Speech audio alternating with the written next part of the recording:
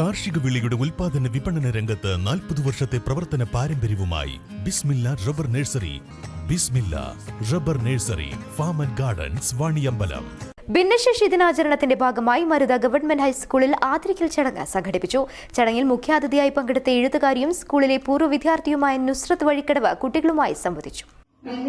സന്തോഷം, നിങ്ങളുടെ കൂടെ കുറച്ചു സമയം ഇന്നിവിടെ സ്പെൻഡ് ചെയ്യാൻ സാധിച്ചതിൽ അതിയായ സന്തോഷമുണ്ട് എനിക്ക്.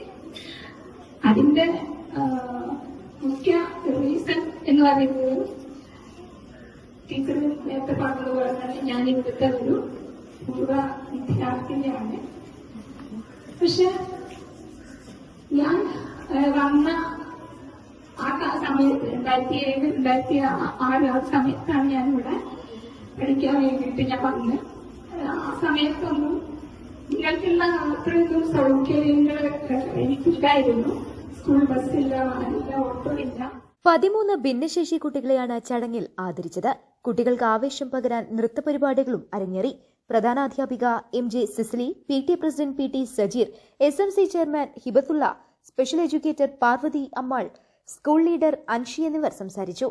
സ്കൂൾ സോഷ്യൽ സർവീസ് സ്കീം വിദ്യാർത്ഥികളുടെ നേതൃത്വത്തിലാണ് പരിപാടി സംഘടിപ്പിച്ചത്. News bureau, Edakkara.